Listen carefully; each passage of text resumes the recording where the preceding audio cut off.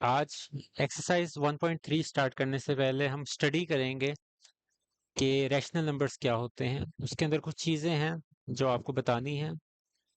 Rational numbers आपने बहुत पहले भी पढ़ा होगा, 9th क्लास में पढ़ा था, 8th क्लास में, गालबन 7th क्लास से स्टार्ट होता है रैशनल नंबर्स का concept. P over Q form के तौर पे अगर आप किसी भी नंबर को लिखते हैं तो वो आपका रैशनल नंबर होता है। अब सवाल ये पैदा होता है कि ये पी और क्यू क्या हो सकते हैं। पी क्यू सिर्फ और सिर्फ इंटीजर्स हो सकते हैं।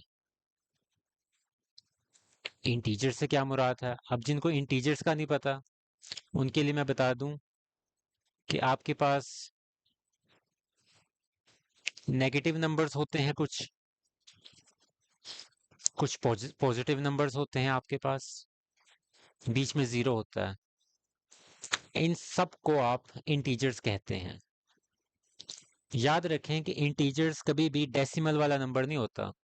अगर मैं 3.33 कुछ लिख रहा हूं तो ये आपका इंटीजर नहीं है। खाली 3 आपका इंटीजर है, खाली आपका -3 इंटीजर है। नेगेटिव भी हो सकता है, पॉजिटिव भी हो सकता है। तो ये आपके इंटीजर्स होते हैं। तो इंटीजर्स जब आपको समझ आ गई तो यानी कि पी हो, क्यू हो, या आपके सिर्फ इंटीजर्स हो सकते हैं। फॉर एग्जाम्पल 3/4, -3/4, ये आपके इंटीजर्स हैं। ऊपर भी इंटीजर, नीचे भी इंटीजर। लेकिन मैंने इसको फ्रैक्शन की फॉर्म में लिख दिया है, तो अब ये आपके पास क्या है? आपका रैशनल नंबर। तो डेसिमल हरगिज नहीं हो सकते। दो नेगेटिव नंबर्स लिख ले, -3/-8, -8/4, कुछ भी आप लिख सकते हैं। ये सारे आपके रैशनल नंबर्स आ रहे हैं। तो रैशनल नंबर्स क्या होता है? पी ओवर क्यू फॉर्म के अंदर होते हैं। पी और क्यू आपके इंटीजर्स होते हैं। इंटीजर्स क्या होते हैं? नेगेटिव नंबर्स भी, पॉजिटिव नंबर्स भी, जीरो भी। डेसिमल नहीं हो सकता। नॉर्मल नंबर्स जो हम गिनती पढ़ते आ रहे हैं, नेगेटिव भी होती है, पॉजिटिव भी होती है, जीरो भी होता है, ये आपके होते हैं। और एक शर्त एक्स्ट्रा भी होती है उसके अंदर कि आपका जो क्यू होता है ना, it can not be zero. यानी कि आपका जो डिनोमिनेटर आ रहा होगा ना फ्रैक्शन का, उसका निचला हिस्सा कभी भी जीरो नहीं होगा। वो क्यों नहीं होगा? फॉर एग्जाम्पल अगर आपने 3 है और उसके नीचे जीरो लिख दिया, तो कैलकुलेटर के अंदर आप इसको टाइप करके देखें, आपको मैथ एरर मिलेगा, इन्फिनिटी, अनडिफाइंड।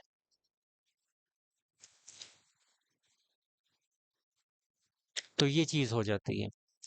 तो मैथ्स के अंदर ये अनडिफाइंड स्टांस होता है कि 3/0 या 2/0, नीचे जीरो डिनोमिनेटर में कभी नहीं आना चाहिए।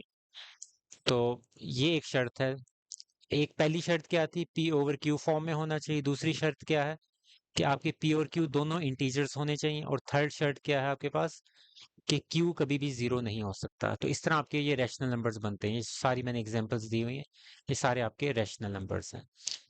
इसके बाद आता है कि इर्रेशनल नंबर्स आपके पास क्या है। इर्रेशनल नंबर्स बिल्कुल वही चीज है कि पी ओवर क्यू फॉर्म में नहीं होते, बल्कि जो भी डेसिमल्स होते हैं ना आपके, फॉर एग्जांपल √2,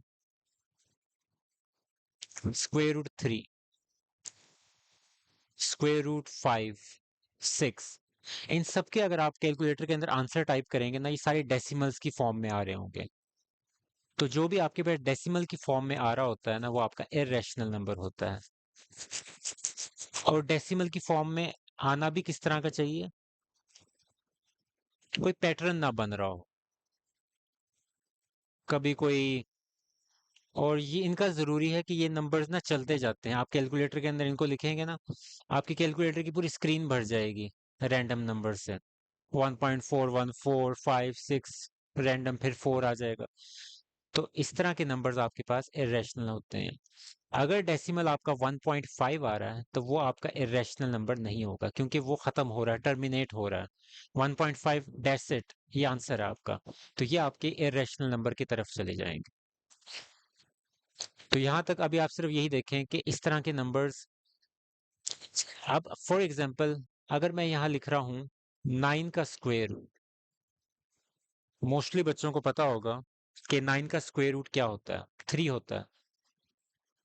तो ये तो आपको पता है 3 है, तो 3 क्या इरेशनल नंबर हो सकता है? नहीं हो सकता। ये आपका रैशनल नंबर है। 3 आपका एग्जैक्ट इंटीजर है, तो ये आपका इरेशनल नंबर नहीं है।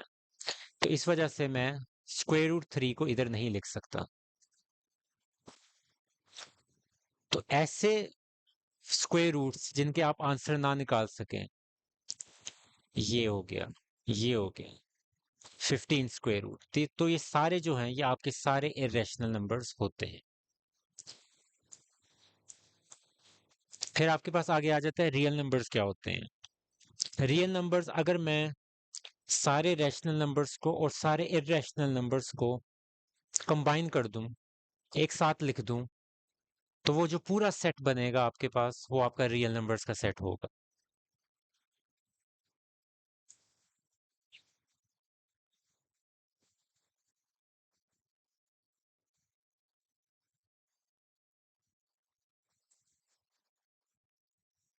अब ये देखिए, मैंने इसमें रियल नंबर्स भी लिख, सॉरी, रैशनल नंबर्स भी लिख दिए हैं, इरेशनल नंबर्स भी लिख दिए हैं। तो इस सेट को एज अ होल मैं पढ़ूंगा कि ये रियल नंबर्स का सेट है। So it is the union, आप डेफिनेशन देखेंगे तो उन्होंने लिखा होगा it is the union of two disjoint sets,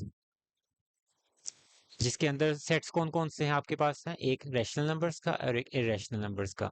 rational numbers का ताल्लुक इरेशनल नंबर से नहीं है, इरेशनल नंबर्स का ताल्लुक रैशनल नंबर से नहीं है, लेकिन उन दोनों को एक साथ जब हम पढ़ेंगे तो आप कहेंगे कि वो आपके पास रियल नंबर्स हैं। रैशनल नंबर्स को हम क्यू से डिनोट करते हैं, इरेशनल नंबर्स को हम क्यू डैश के साथ डिनोट करते हैं। तो इन दोनों का यूनियन जो होता है ना आपका, वो बेसिकली आपका होता है रियल नंबर्स का सेट। रियल नंबर्स को हम इस आर के साथ डिनोट करते हैं, रैशनल नंबर्स क्यू और इरेशनल नंबर्स क्यू डैश। तो इसका यूनियन जो होता है आपका, फॉर एग्जांपल अगर आपके सामने अचानक ये नंबर आ जाए, आप कह रहे हैं मुझे तो नहीं पता ये रैशनल नंबर है या इरेशनल नंबर है, तो आप इसको सीधा सीधा बोल दें कि ये रियल नंबर्स है, तब भी चलेगा। ये नहीं पता चल रहा रियल नंबर है, ये भी रियल है। जितने आज तक हमने नंबर्स पढ़े हैं, चाहे वो इवन हो, ऑड हो, चाहे वो कॉम्पोजिट नंबर हो, चाहे वो प्राइम नंबर हो, चाहे वो रैशनल हो, इरेशनल हो, वो सारे ही अभी तक जो आप पढ़ चुके हैं वो सारे नंबर्स रियल नंबर्स। अब सर्ड्स ऑफ रेडिकल का क्या मतलब है?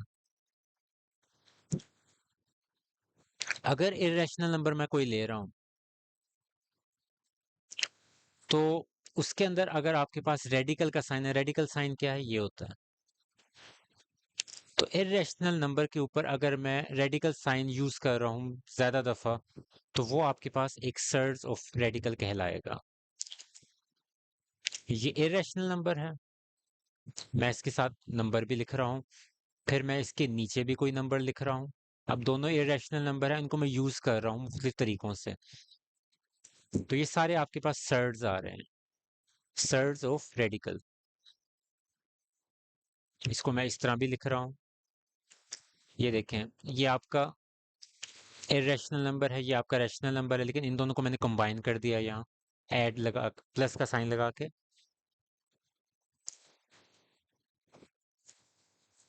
तो ये सारे जिसके अंदर आप देखें मोस्टली, बेसिकली इसके अंदर होंगे इरेशनल नंबर, लाजमी होंगे। आप देख सकते हैं irrational number, irrational, both are irrational, irrational, irrational, irrational.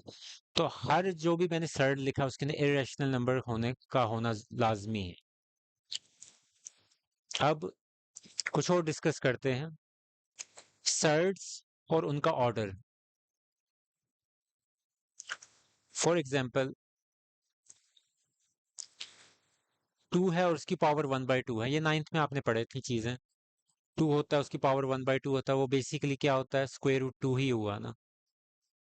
तो इसकी पावर बेसिकली एक्सपोनेंशियल फॉर्म में 1/2 लिख दिया। अब मैं इसको कहूंगा कि सर्ड है ऑफ ऑर्डर। ये जो आपका होता है ना, ये आपका ऑर्डर होता है ऑफ ऑर्डर 2। ये जो आपका डिनोमिनेटर होता है ये ऑर्डर डिसाइड करता है। और इसको मैं कहूंगा 2 ऑर्डर का है, तो ये आपको इसको कहेंगे क्वाड्रेटिक सर्ड है।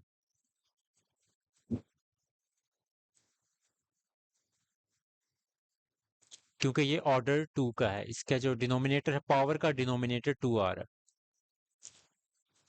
इसी तरह अगर मैं 2 ले रहा हूँ और इसके बाहर ये क्यूब लिख दिया, क्यूब रूट ले रहा हूँ, तो अब यहाँ क्या पावर बन जाएगी, 3 नीचे चला जाएगा 1/3। अब मैं इसको कहूंगा ये सर्ड किस ऑर्डर का है, एक्सपोनेंट का डिनोमिनेटर क्या है 3, तो ऑर्डर अब 3 है। इसको मैं नाम दूंगा क्यूबिक सर्ड।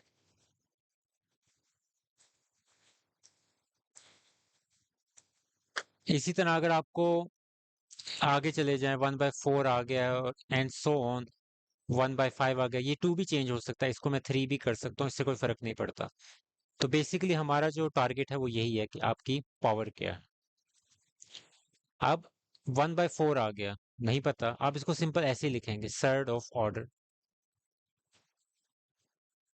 4। तो नाम इन्होंने जो बुक के अंदर दिए हैं वो इन्हीं दो ऑर्डर्स के दिए हुए हैं। अगर 2 ऑर्डर है तो क्वाड्रेटिक सर्ड है, अगर ऑर्डर आपका 3 है तो क्यूबिक सर्ड है। सिर्फ 2 के उन्होंने नाम बताए हुए हैं, बाकी उन्होंने नाम नहीं बताया और आपको जानना जरूरी भी नहीं है। अब आखिरी चीज है इस लेक्चर से हवाले से, अगर कोई चीज सर्ड इस तरह लिखा हुआ है आपके सामने, तो ये जो अंदर नंबर होता है इसको हम कहते हैं रेडिकेंट।